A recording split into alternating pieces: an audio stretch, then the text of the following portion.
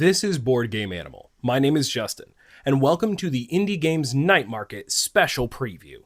It's no secret here how much we love our small, unique, and sometimes unusual games.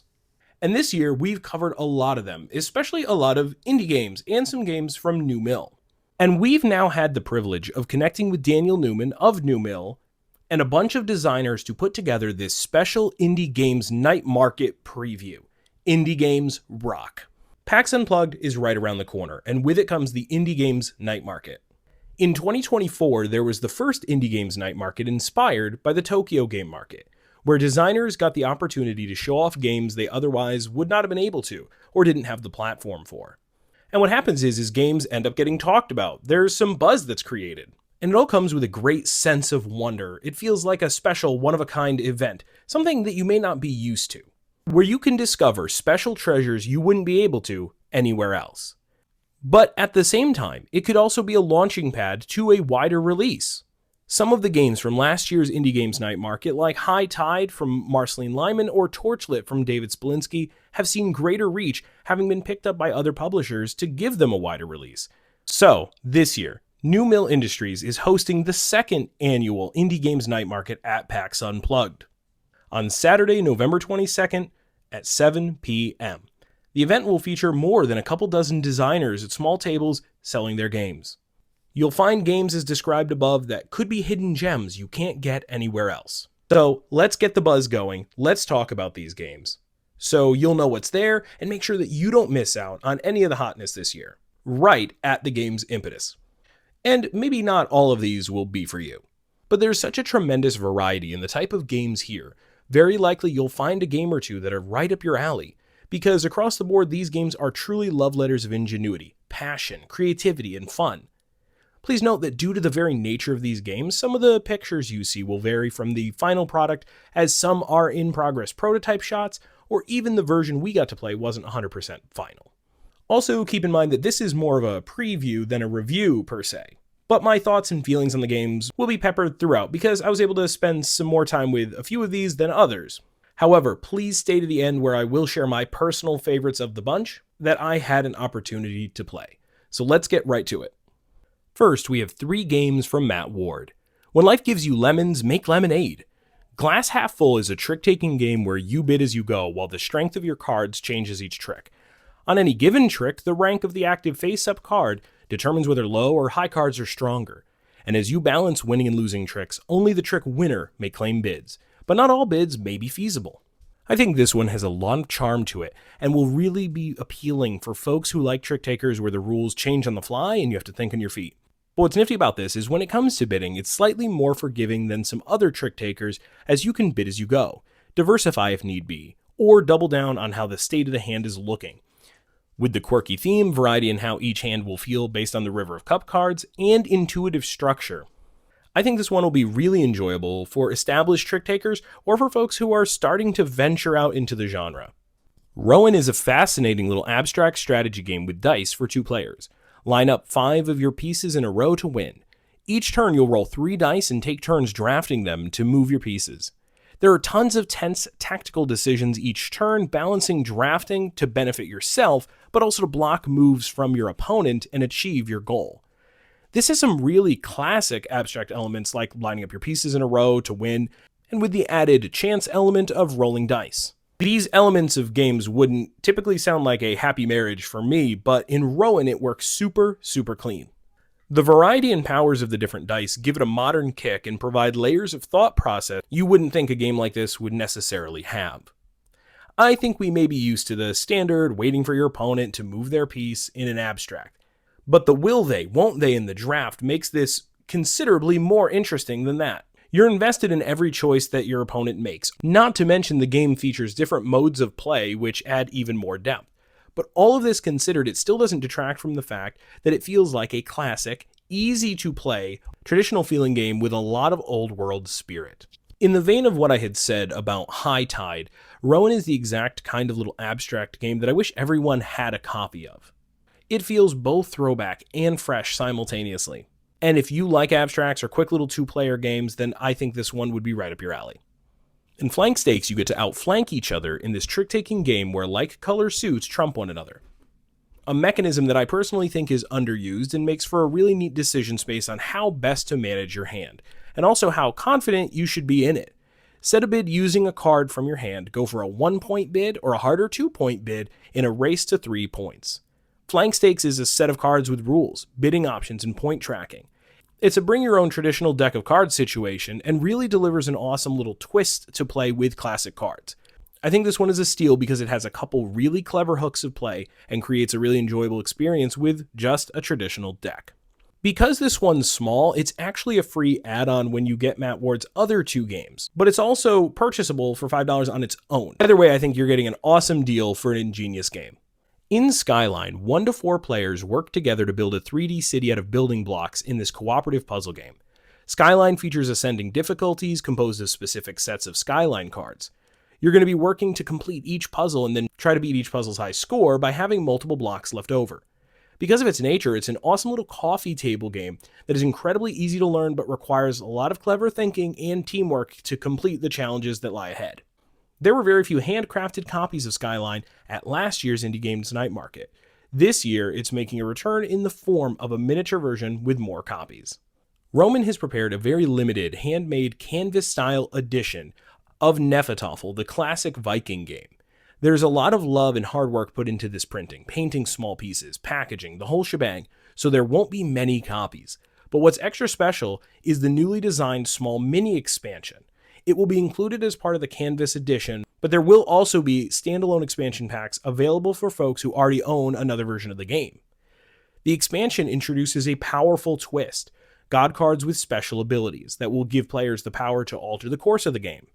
The abilities can turn the tide of battle, offering new strategies, shifts in momentum, unpredictable moments of glory, and whether you wield Thor's hammer, Odin's wisdom, or Loki's trickery, Nefitto Valhalla takes the classic game to another level, breathing new life into a rich, old experience.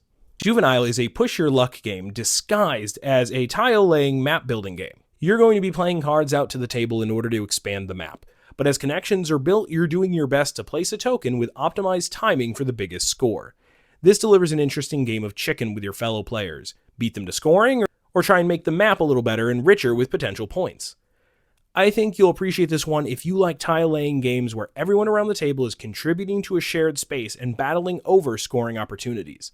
But also if you like games where there are a lot of avenues to pursue for potential victory. You just have to time it right. And on top of that, there's a nice beat a score option included to play solo. Juvenile has all of that and more, in a nice little package that I think fans of interactive, puzzly games will really appreciate. This is not a game about a pipe, is a game about the classic painting This Is Not a Pipe. Well, the game is not a pipe either, but it's a game and there are pipes in it, or the pipes on the cards that are in the game. It's a drawing of a pipe on a card in the game. You might want to restart that. Yeah, hold on a second. Let me try that again. This Is Not a Game About a Pipe is a surrealist trick-taking game inspired by the famous painting, The Treachery of Images, aka This Is Not a Pipe. Because of course the painting is a painting of a pipe, not an actual pipe. Now hold on a second. You are going to use 2 cards in each trick, combining them, one to be the card itself and another to determine if the card is or is not. The 4 meta suits are pipes, cards, tricks, and winning. And I'm not going to go into a full teach here, but you have a bizarre decision space in how best to use your cards and when. In fact, you can even use the back of cards if you have no other choice, but they'll be ultimately weaker. The gist is extremely meta and very self-aware and thrives in this. For instance, cards are always cards because they are cards. But the trick suit cannot be played as this is a trick unless it's the last card played into the trick, because it's not a trick until all cards have been played. And you can only say the winning suit is winning if the card that you play at that time would currently win the trick that it's a part of. Yes, it's mind-melty and pretty surreal, just downright fascinating in my opinion. So if you love trick-taking and you want something that really dials up the brain power that you'll be using while playing, and leave you wondering what this is that you're doing, This Is Not a Game About a Pipe is a game you need to try. But more on that a little bit later, so don't go anywhere. Chasing Shadows is another trick-taking game with more twists on the formula. Instead of must follow or may follow in the traditional senses, you're going to be following a suit that's in a dwindling river of cards that changes every trick based on the cards played into the previous trick. Ultimately, chasing shadows is a trick avoidance game, as you're working your hardest to not get points. Points are bad. The game includes multiple levels of manipulation where the suit to follow that players draft from said river can limit the next player's options, sometimes where you're directly forcing them to play a specific card. Now, you don't want points, but the game incentivizes you in multiple clever ways, because once you have unfortunately or inevitably taken cards or points, you have the opportunity to get rid of cards you've taken if you end up winning an even amount of them.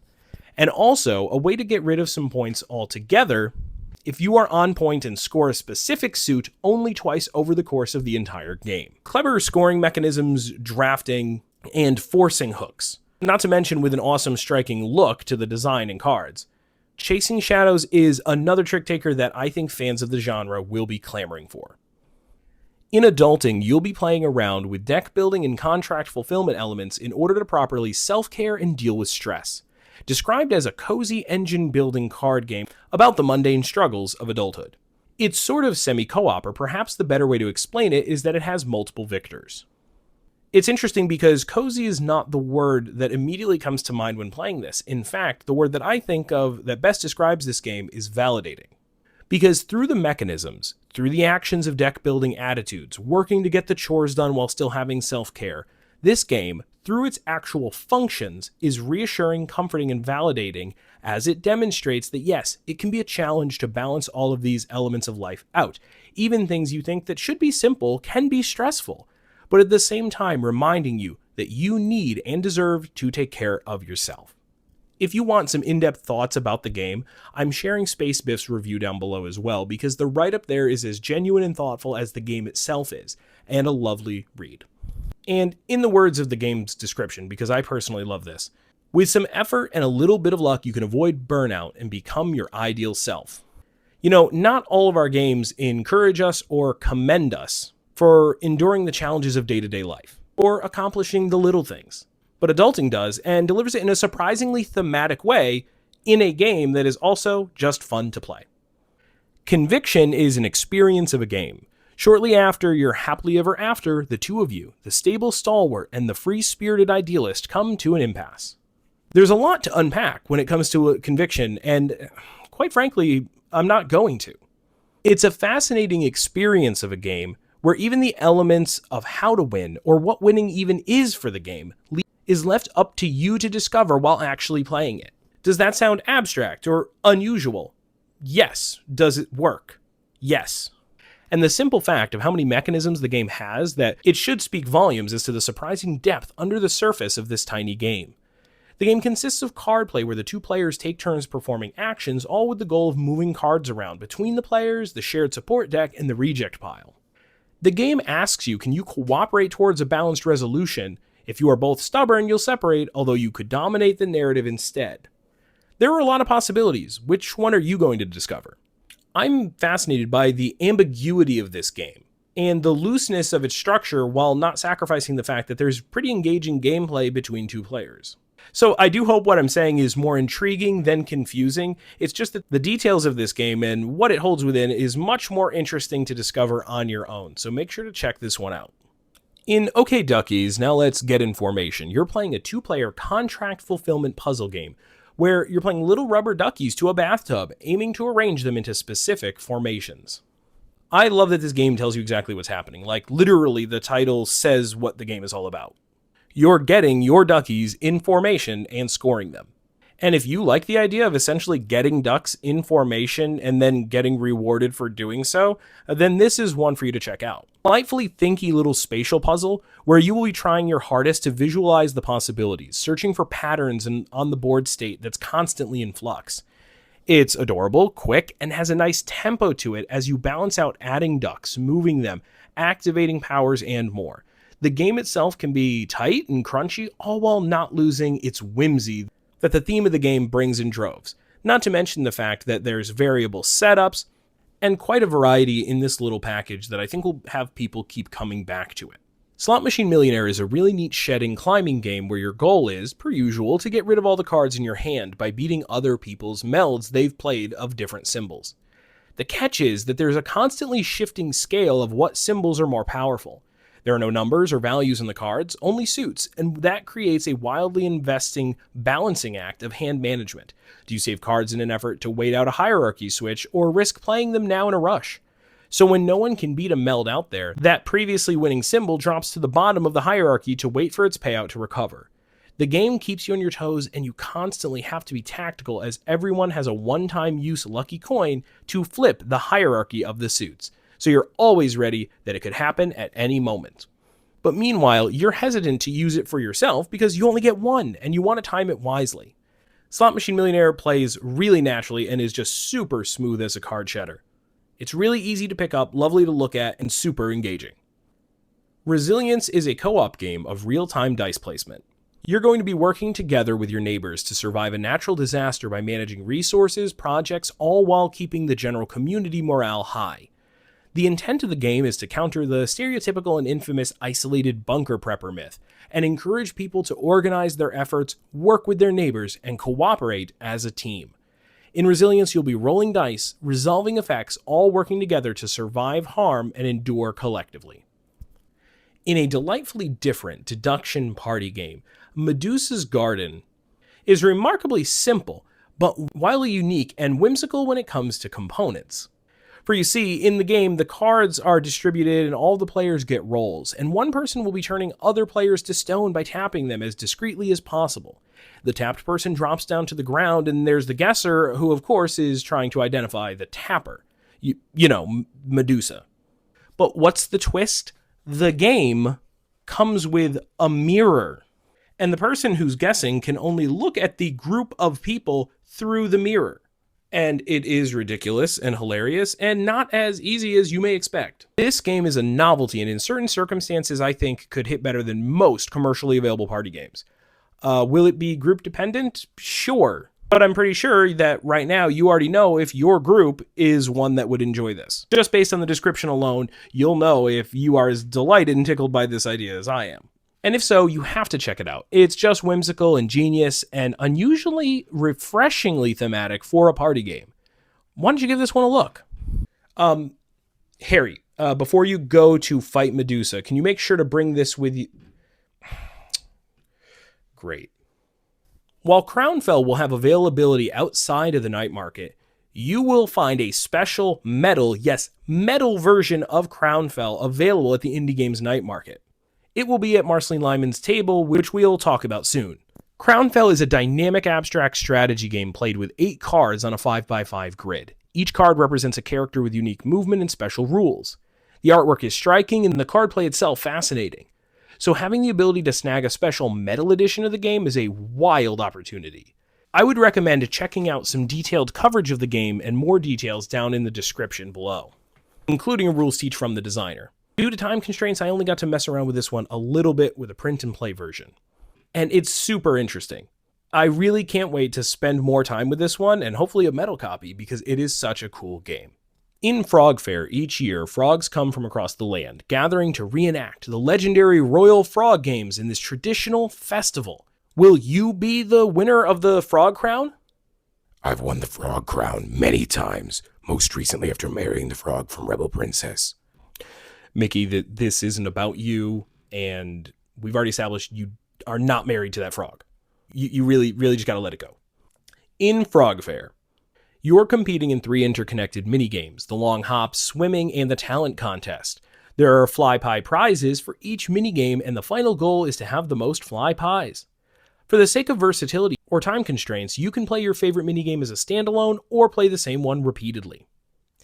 In Bloomline, you're strategically cultivating flowers, planting and organizing them in a field to create stunning bouquets before the first frost. You'll be selecting, moving, and arranging scoring sequences of flowers. This is a thinky game that is approachable to new players, also with strategic depth for folks playing it seriously. The variety in the tiny package encourages high replayability. So if you want some options for dynamic, thinky, but still fun gameplay, you have 2 options with some really charming themes at Nicole's table. There should be more frog games. Yes, I agree. I'm always saying that we're in agreement. Dueling superpowered frogs that are battling each other in a tense head-to-head 2-player pocket game. It's funny they mentioned that. If you want to play as two dueling superpowered frog warriors facing off in a tense two-player pocket game, you have to check out Samurai, where your demise is only a few wrong moves away at any point. This one has a great look to it, a fun theme and dynamic card play all in a compact, efficient little package. I love bluffing and deduction and heavily interactive head-to-head two-player games. Make that a pocket game with dueling psychic frog warriors. I'm in, Mickey's in. This is one I really can't wait to get a copy of myself. Venusian Vegas feels like a cross-genre trick-taking game for fans of Euros and engine-building games. Cards activate special powers, all to develop victory points and move up tracks to make the most efficient engine. It is very tactical and full of fascinating moving parts. In fact, the standard mindset of trick-taking may end up being the last thing on your mind as you're working to manage resources, use your abilities to manipulate the game space, and move up tracks to give yourself an asymmetric leg up on the competition. The meat of the game comes in the fact that every card you play and resource spent matters, because the winner of every trick gets rewarded based on the rewards on the cards played by their opponents. So not only are you trying to win and use your cards wisely, but you're also not wanting to put something juicy out there as a reward for others to snatch up in case you don't win the trick. So if you like a lot of game, a lot of gears turning, all in a small package and throwing in the element of trick taking, then this is one for you to check out. Because I think Venusian Vegas is a great example of using trick-taking in a slightly unconventional way and blending it together with the spirit of other types of games. And if your scene is more Euro-y or engine-buildy, then this is one for you to look into. Houdini's last act is designed by Chris and Suzanne Zinsley of the incredibly helpful Cardboard Edison, with product design help from their daughters Lily Ann and Hannah Zinsley. Houdini's last act is a 4-player specific game. Another interesting element of the structure is that there isn't just going to be one winner. It's a multi-victor game, so there can be any number of winners and losers. But what are you doing? During the peak of Houdini's career, you're helping him expose those fraudulent magicians who trick trusting people, based on the true historical fact that Houdini crusaded against spirit mediums taking advantage of people. The core component is triple-use cards with special hand-cut card sleeves that hide and then reveal information during the game. The card sleeves will be hand-stamped with ambigrams that read differently depending on how you hold them. If that's not enough, there's an actual magic trick in the middle of the game. An interesting type of game with an even more atypical theme, all with some really intriguing mechanisms and a bold historical look. I think that this one is something that will pique a lot of people's interests. Make sure you check out Houdini's Last Act. Flipstack Burger Shack is a recipe fulfillment game where ingredients are pulled out of a bag and stacked, because orders have to be fulfilled exactly. Your challenge is managing what you can, making some clever decisions, all in an exercise in arranging your stacks wisely and efficiently. Be the best cook to fulfill as many recipes as you can when you don't have unlimited space or necessarily gracious customers. Be careful and stack your burgers the best you can. Grunt Work is a cooperative party game about expressive grunting noises and interpreting them. You'll take turns drawing cards that describe a noise and then perform that grunting noise. That card is then mixed in with 3 other cards and then revealed. Other players must then deliberate and decide which noise was the one that was made. This is one of those ridiculous premises that in the right group can be overwhelmingly hilarious. Party games thrive in the element of folks around the table in a group trying to determine if one thing means the same thing to everyone. And in Grunt Work, it puts that into play in a very silly, unexpected, and really entertaining way. Fold and Fly is a short family game for 2 to 50 players. Yes, 50 players. For anyone who thinks that I say trick-taking a lot in this video, here is some aerodynamic dexterity for you. Players will have airplane templates and you will be folding them on their lines, then throwing them towards the finish line. Will your airplane finish first? Will planes crash? Each round, players will continue to fold and then throw their paper airplanes, making them better and better each round until someone wins the game. I love to see something so unique and whimsical in the game space. Please make sure you check out Fold and Fly. Marceline Lyman is already a star of the indie games night market, as last year's standout High Tide was picked up by Underdog Games, which we reviewed earlier this year. And now, inspired by classic 2-player card games like Gin Rummy and Koi Koi, players collect melds in heavenly bodies. You'll be combining 3 or more cards to form sets and runs, aiming to pass thresholds for each suit in order to score points. Once you get the hook of this one, it can play quick, and the rules will include options for different game lengths. But if you like traditional card games or things like Rummy, this may be for you, as it's a really, really clean game design with quick, snappy turns of drawing cards, possibly playing melds, and trying to level the balancing act of which discard pile to play into, hopefully not making something too enticing for the other player. The mechanism of suit threshold scoring, as opposed to just the melds in general, delivers a really nice crunchy experience, all while still feeling very relaxing to play. Very classic, as you can feel the traditional card game lifeblood in it. At the night market, you will also have the option there to upgrade to a premium acrylic tokens for keeping track of the rounds, and they make a really nice little star pattern. Stay tuned to the end because I will be talking about this one a little bit more. And speaking of High Tide, you will also have the option of picking up this gorgeous playmat for High Tide, and it's incredibly, incredibly functional, and I think genuinely improves the game experience overall. This is definitely a one-time treasure to get, as you can see, and really elevates an already awesome little abstract game that I already heralded as a surprise hit for me in 2025. Designer Nick Ferris is a longtime fan of social deduction games, and this year decided to jump into the world of designing one. A Wizardologist Most Exasperated is a micro-social deduction card game, each player assuming a unique role that has distinct objectives. Some hide and bluff, and others search and interrogate. The charm of this game goes past the whimsical theme and artwork, as it offers a lot of dynamism in the play, but can be taught in a minute, played in 5, and easily reset and run back with a whole different energy. The interaction between the different roles is rich and engaging, as the game includes 18 roles and supports 18 players, each getting one card. I wish I had more time to go into detail on the roles, the way they jive or don't with each other, but I can assure you there are a lot of clever hooks that have cascading effects in big playgroups and can offer a hysterical experience. The roles thematically are a lot of fun, the interplay is going to bring your game night to life. If you like social deduction games, we're talking about a lot of quality here in a small package. And I think you would regret not having this one in your collection. In Beastro, mythical beast chefs compete to make the best dishes, earn rave reviews, and become the next top chef, as mythical beasts do. Beastro is a team-based trick-taking game with hidden roles, which in and of itself sounds like a wild recipe, pun intended, where the goal is you having to figure out who is in your team and simultaneously outsmart the others, collecting as many tricks as possible for your team. Play 3 rounds, and the players who can bluff and cook their way to the most star reviews wins. Beastro was designed under the inspiration of classic Italian traditional trick-taking, and has a fascinating story behind its creation. You really need to check out the designer diary details on this one, the link to which is also going to be down below.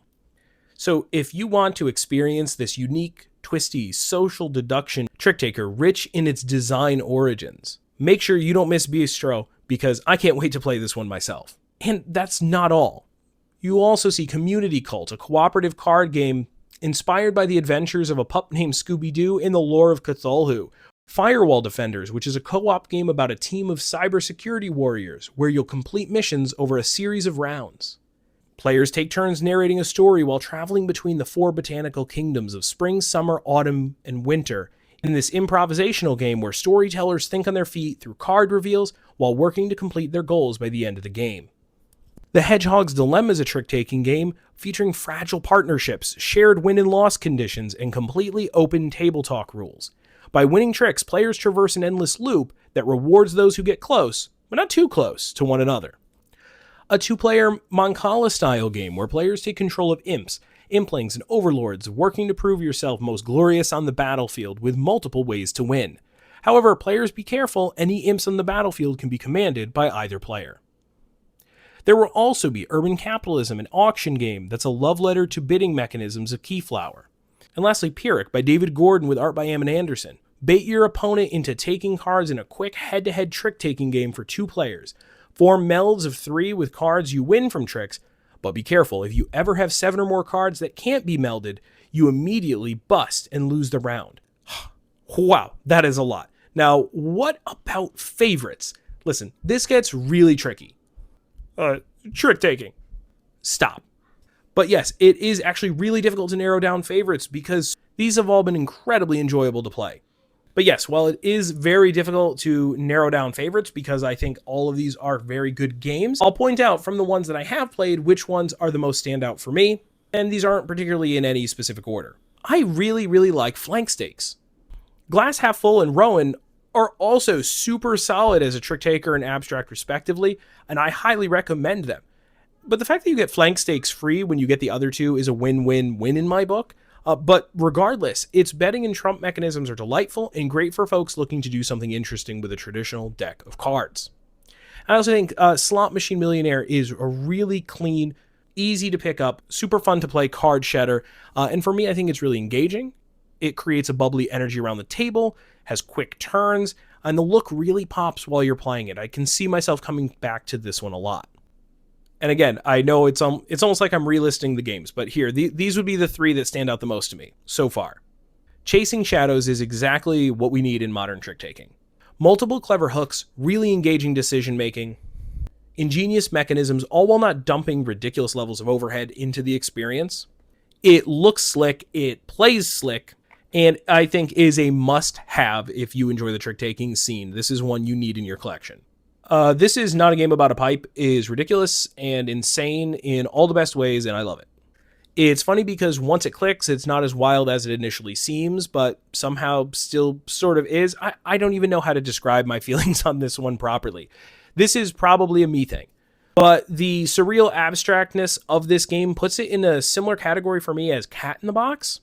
It's funky and nebulous and head scratchy, but not in an obtuse way, just in an interesting, like, what is this that I'm playing sort of way. It's ingenious, clever, and I think even as a novelty alone, it's just really cool. But it's a fun game experience too, and once you get the hang of it, it's a real hoot to play. I don't know if this is a hot take, but my prediction is that this one is going to be a bit of a cult favorite in the trick-taking space, but at the very least, something that all fans of trick-taking, or even just fans of games and card games in general, they're going to want to experience it. So I'll get right to the point. Heavenly Bodies isn't just one of my favorites here, but it is easily going to be ending up high on my list of favorite games in 2025, period. It's got clever scoring, really interesting decisions each turn, almost a push your luck element in the gambles you take, making cards available to the opponent, balancing taking cards with the negative effects of penalties. All of that being said, there's something about the gameplay for me that just feels like home. It brings me back to simpler times in my life.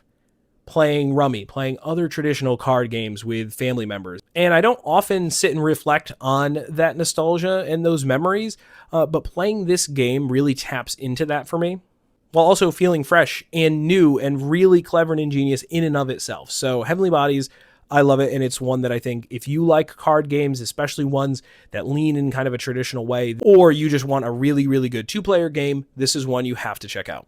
Now, please be aware I did receive these as preview copies, not necessarily review copies, but regardless, as I've said before in the channel, my opinions are going to be 100% honest when it comes to what I actually thought of the games. And that's why I will share with you that while every game here really hit with either myself or someone in our game group, most of the games also had one person at the table that it really didn't jive for. So of course it is dependent on the person, but I think overall there are a lot of winners here that will really scratch that itch of something unique and interesting that you're looking for. So hopefully our preview here really informs you on some level. Because that's the beauty of this whole thing. It's the impressive variety of games included here. That there is likely a game or two or more for you, something that's special that puts that sparkle in your eye. And you'll be able to find some really neat, sometimes niche stuff that you just won't want to miss out on. Come check these out and you will see the heart, the passion, and ingenuity put into these designs. Some have proceeds going to charity, some are new designers, some are from designers you already know, and all in all, it's just so many incredible reasons to check out these games and give these designers your support. I want to give a massive thank you to all the designers who took the time to reach out, discuss their games with me, send copies for us to preview and include in this, and just for including us in this awesome endeavor. I only wish I could have played them more, discussed them more, but alas, time has been a constraint. Huge thanks to Daniel Newman of New Mill Games who helped make this whole thing possible, and huge thanks to some of the designers because they directly and indirectly inspired me to come up with this idea and put this together in the first place. I can't wait to see what a success the Indie Games Night Market will be at PAX next week, and I'm going to be there. My painting inspired by Heavenly Bodies is also going to be there. So please come say hello. I would love to connect with folks, and I can't wait to say hi there. But most importantly, please come to support these incredible projects. Thank you so much for watching, liking, and subscribing. Please feel free to leave any questions down below. I'd love to hear from you. And I sure hope to see you at the Indie Games Night Market at Pax Unplugged. Don't forget to play board games like an animal, and remember, indie games rock.